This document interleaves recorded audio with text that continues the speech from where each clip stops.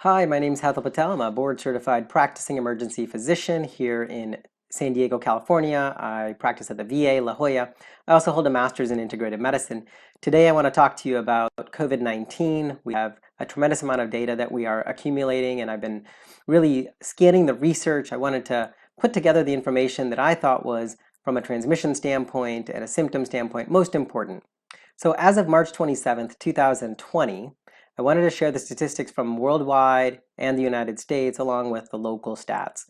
We have over 575,000 cases worldwide. We have over 127,000 people who have recovered from the disease. We have over 25,000 deaths. And we can see on the curve that it is exponentially growing. We have not flattened the curve anywhere yet in the United States. We also know that tight quarters like New York City are topping the charts multifold compared to other cities.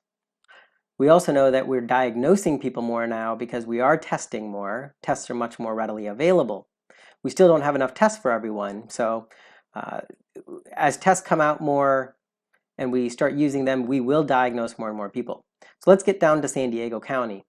This actually helps us understand that this disease affects children, though in a very, very minor population. It's under 10 children in the county have been affected. We have over 200 that are affected between the age of 20 to 50, and over the age of 50, just under 200 folks are infected, or diagnosed at least. And I think that is because the people who are 20 to 50-year-old, they are out and about, and they are the ones who have acquired the disease and transmitted the disease more. Those that are over the age of 50 and over the age of 60, we definitely need to be more cautious because of the immune system degradation as we get older. So let's talk about the basics of COVID-19. Is it a novel disease? What makes it a novel disease if it is?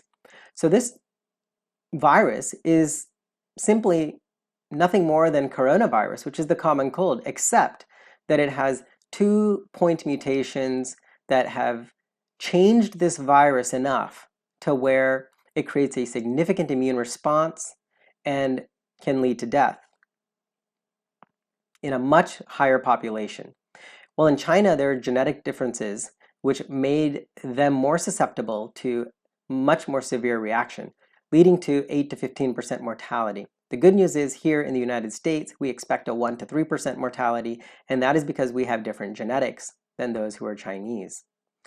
We also know that this mutated form is the L form. This mutated form attaches to ACE2 receptors, which are types of receptors in cells, especially in the lung. They're also in the kidney and the intestine. This is important because this is where the symptoms will originate. We also know that this disease does not manifest in symptoms until around day 5 plus or minus, which means that for the first 4 to 5 days, this virus is continuing to grow and do damage inside of our system before we even know that we have it. Only 50% of admissions for coronavirus have a fever, which means the other 50% do not have a fever. They have many other constitutional symptoms.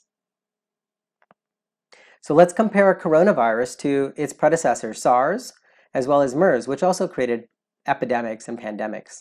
Turns out that COVID-19 has a much lower mortality rate, expected to be 1 to 3%, whereas the others have a 10% and a 37% mortality rate historically. So that is one positive note. So I really want us to take away that this is a novel virus. It comes from a common virus called a coronavirus. The total number of deaths is going to be equal to how far this spreads, which we can control, multiplied by its fatality rate. And so the good news is its fatality rate is on the lower spectrum compared to other pandemics and epidemics that we have overcome. So as long as we control spread, we can control this disease and get back to a little bit more normalcy. What can we do? Basics are always most important. So the 6-foot distancing has been shown to be the number 6 feet where the virus does not go beyond, and extreme hygiene measures, which include alcohol-based solutions, Clorox, not sneezing in open air, using a tissue and throwing that away immediately, please take a look at the San Diego guidelines or the CDC guidelines. They have great websites on more details of how to maintain extreme hygiene. Please stay home, and those that are young and healthy, please remember we need to take care of our older folks so that they don't get sick. If they do get sick, we will have much sicker patients in the emergency department, in the ICUs, and we will overwhelm the system for even some of our younger folks. And when you do go out, please, please, please make sure that you're running errands for 4 to 5 different families or friends so that you limit exposure on a population level. More on when to seek help next. Be safe and be well.